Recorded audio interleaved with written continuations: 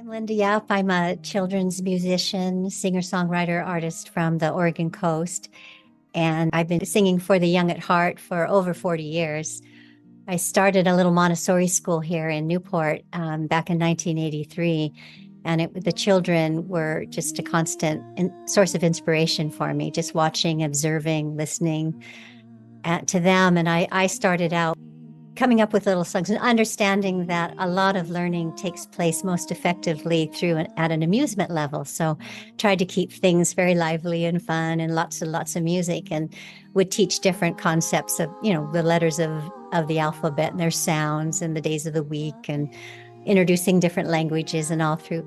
But as I grew and matured also, and my own awareness began to grow, I wanted to start introducing some of the things I was learning about, and that was the notion of social justice and kindness and respect, and which was always a little bit there anyway, but it was growing.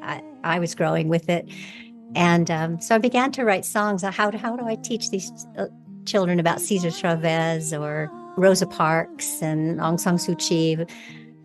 So I'd write songs about these, and the children were just lovely. They just ate it all up, and parents would say, "Wow, I just heard all about Rosa today." How did you, so it was a fun way. Music was just such a way to introduce those things. And I guess as a young child, I was surrounded by music.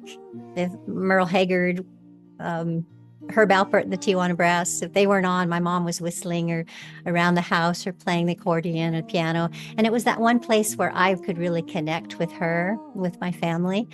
And so taking that with the children, I watched how music really worked with them and connected us all, and watched them grow in their own, their confidence and their joy. We started putting on little concerts around town. I do this show where I'm the Lemon Drop Fairy every summer. And so the children at the school became the Lemon Droplets. So it was Linda and the Lemon Droplets playing all around town. And some of these very shy, darling little people, it was lovely to watch them get bolder and bolder and just more confident and sure of themselves. And I began to write songs that would help introduce the ideas of I am strong, I am powerful, I am able. Each child is worthy of the arts. And some of these little people who didn't know how to sing or weren't able to sing, they did sing, and they got better and better, and they are worthy. And it's interesting to hear parents say, I never sang because I was told not to sing, and always made me a little bit sad. So my goal was to sing with the children and to just help them to feel like they were worthy too. And I started making little recordings that have gotten out and about. And when I first started writing songs for children, I was noticing the other music that was out there. So I was in my late teens, early 20s, and I thought, well, there's some great music, but boy, there's room for a lot more. But now you just look around and there's so much available.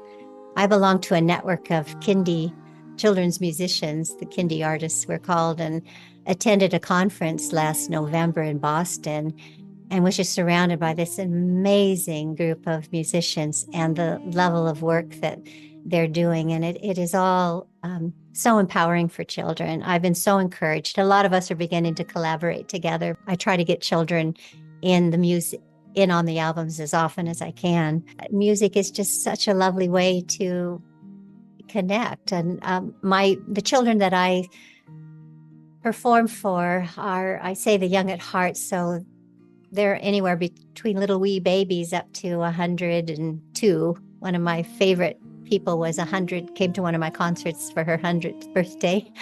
And she asked to have the music played while she was in hospice. And it was just really sweet. So I feel that my goal and what I hope to do is to lift the world up one heart at a time, to help inspire kindness, respect, and connectivity.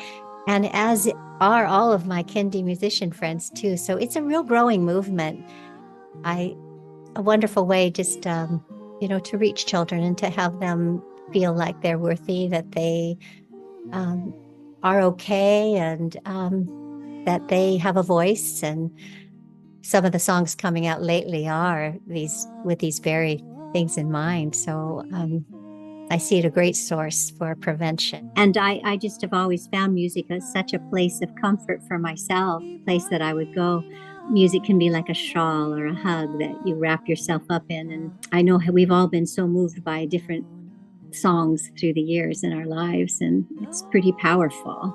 And when used for social change and for kindness and respect, boy, we can move mountains. I believe change the world one heart at a time.